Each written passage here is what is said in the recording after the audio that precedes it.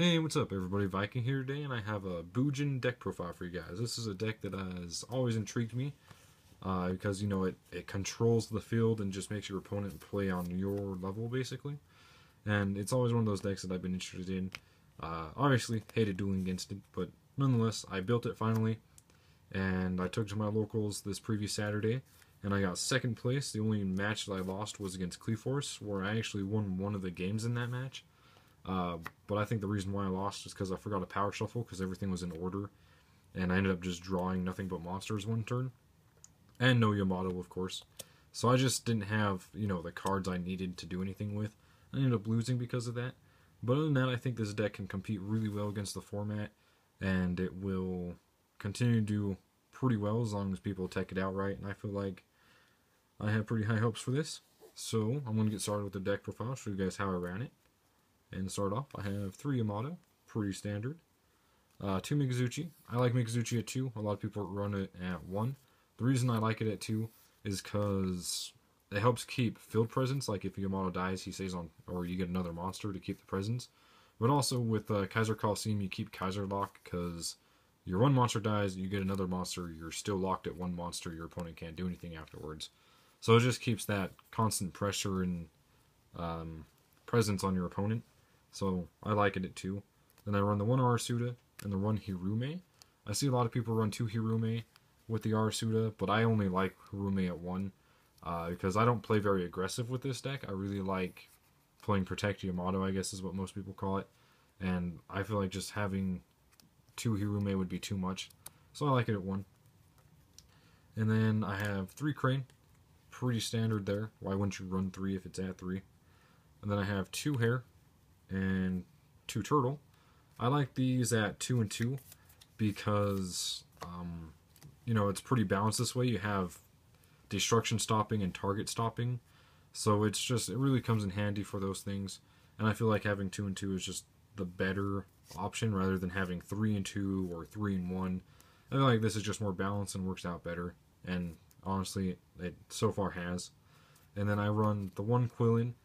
This is one of those cards that works really well when you use it, but at the same time, you don't always need to use it, so a lot of times you can end up siding it out too. So it has a lot of versatility with both being in the deck and then being sided out as like a good side out card. But when you got to stop vanities or a skill drain or something, this just really helps get rid of those. I really like it. It's like another MST in a way, except for face-ups. And then I'm running the 2 honest. That's pretty self-explanatory. Light deck, and honest is it too, so why not? And then moving on to spells, I have 3 tenki.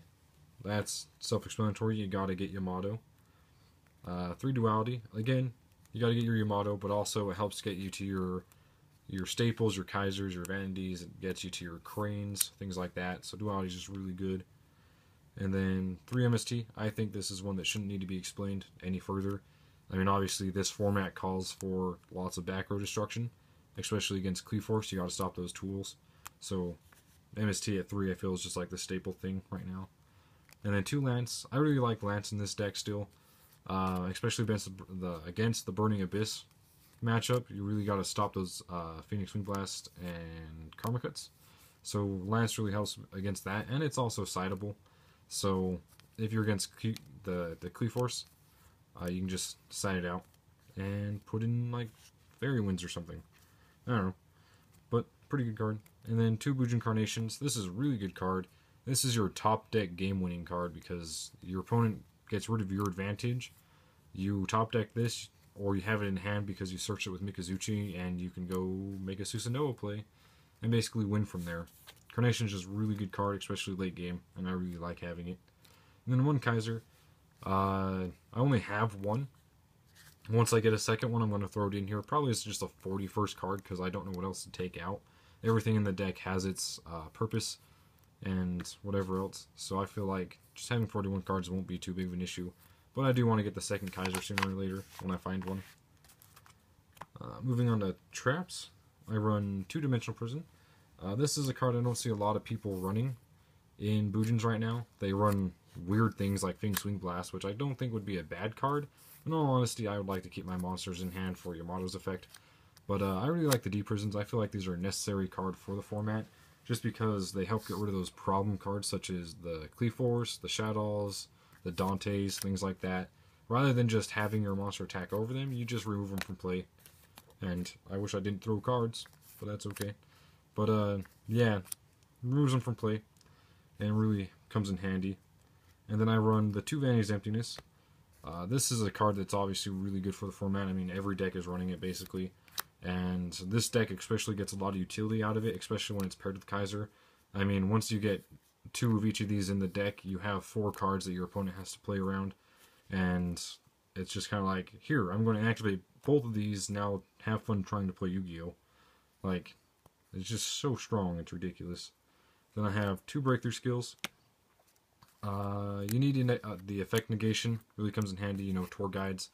Negate the effects. If it's on your turn, you can remove it from play to stop like some other sort of effect, like Construct's effect or something, so you don't have to worry about Construct's effect. Just really good card, and then also citable if you're against Q-tips or whatever else. And then I have the one-ofs, the Compulse, the Bottomless, and the Solemn. Pretty self-explanatory there. They all stop plays in their own right and are really good. And you don't run the Torrential or the Dark Holes or anything like that because you want to keep your field presence. Other than that, that's it for the main deck. I'm going to move on to the extra deck now. I run 3 Susanowo.